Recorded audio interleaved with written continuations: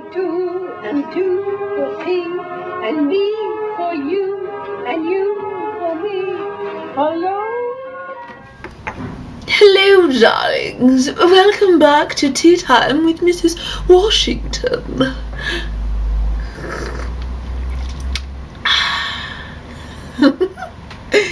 So glad of you to join me. Now, topic for today is what the fuck was this bitch talking about in her intro video when she said, "Welcome to the diary of a non-identifying trans man's girlfriend"? What the fuck does that even mean? I'm gonna tell you what it means because it deserves an explanation, actually. So what that means is basically you have the word trans. What the fuck does trans mean?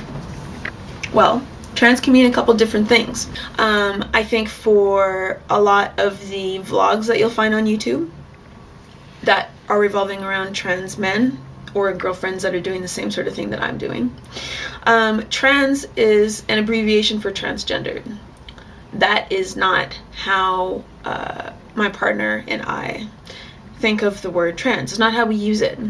So when we use the word trans, we use it as an abbreviation for transitioning, not transgendered, because my boyfriend doesn't feel like he is transgendered. He's not in denial. It's none of that bullshit. There are just other ways of being and other ways of identifying on the spectrum of gender identity as well as sexuality. So, to extrapolate a little more, he considers himself transitioning, and that's whenever I use the word trans, that's what I mean about that, is that he's transitioning. And he is transitioning from being male into becoming more male. He is not female moving into a male body. He is already in an extremely, extremely masculine body.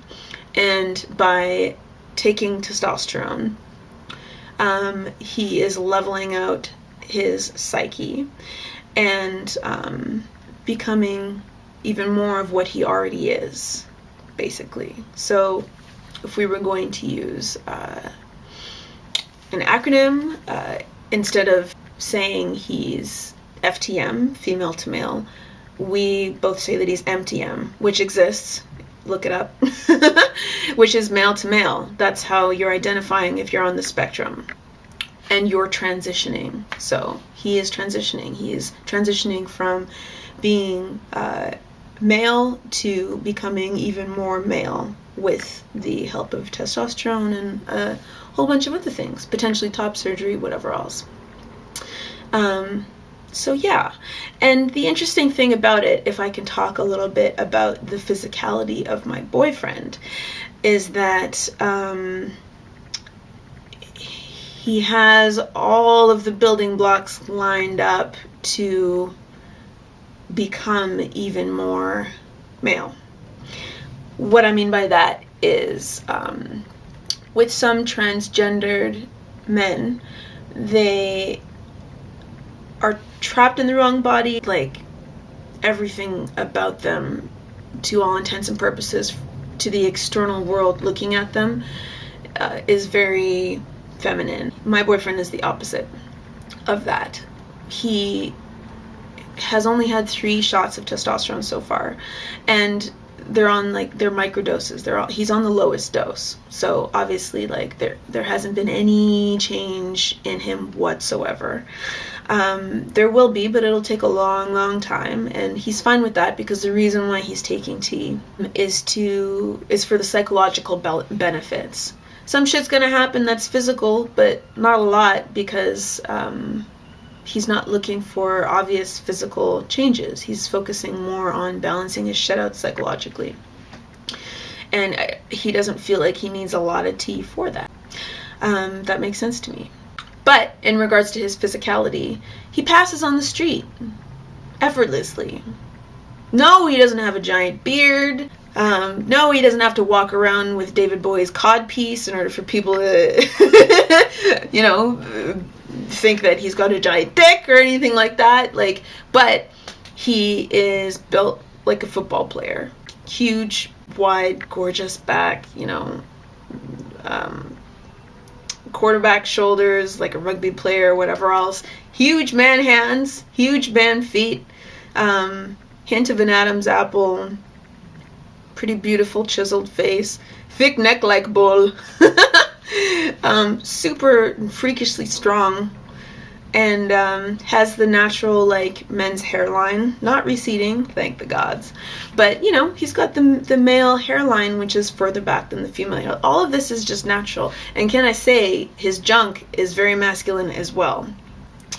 I'm not sure how much detail I want to go into about that.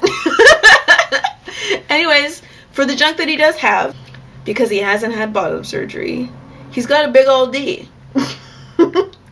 He's got a larger than average D, which is fantastic.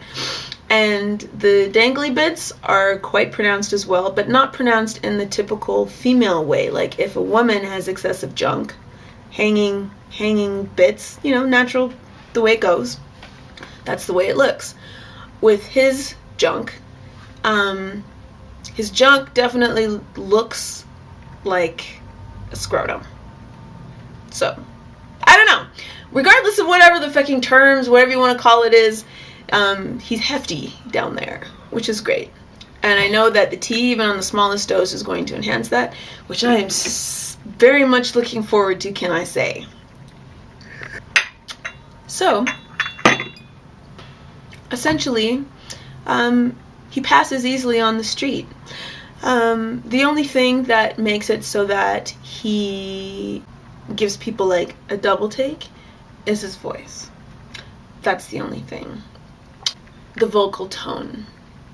It's lower than mine. He doesn't have a really high-pitched, ladyish sounding voice. And so I think that if he decides to go on to a higher dose of tea, his voice will become really low. And he won't have the voice that you hear, or that you become accustomed to hearing with trans men. And I'm not sure exactly what that is. I almost feel like when transgendered men, when they go through the testosterone and they're transitioning and their voice drops, I don't know if it's the sound of the voice that kind of gives away the fact that they're transgendered, or if it's the fact that they're still speaking in a feminine way. Because even though their voice has dropped, the way that they enunciate their words hasn't changed. And so then that's the giveaway. It's kind of an interesting thing.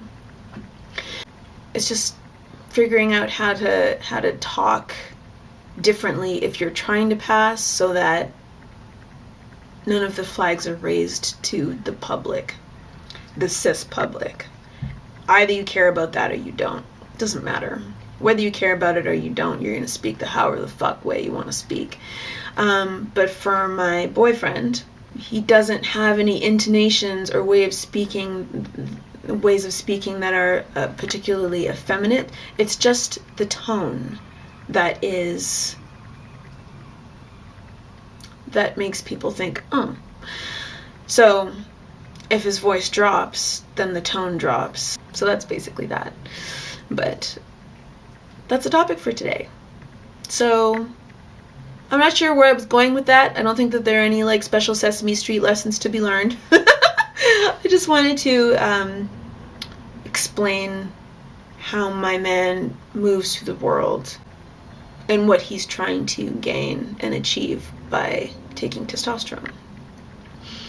And that is to balance out the psychological aspects of his dysphoria more than anything else. There will be other side effects because you're putting a male hormone into your body. And we're looking forward to some of those side effects. But he's not taking testosterone to be able to pass, because he already does. I won't be waking up to a Barry White Chewbacca. That's not the intent with taking the tea. But it's an interesting journey, and we'll see how it goes. And that's all for now. Oh! And And tune in next time for Tea Time with Mrs. Washington. Our next topic up to bat is cis men who think that I should be with them. Because there's some great social injustice occurring because I've chosen to be with a man that's better than cis men.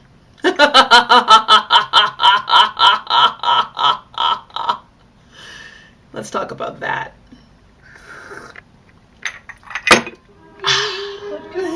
See ya. And me for you, and you for me. Alone.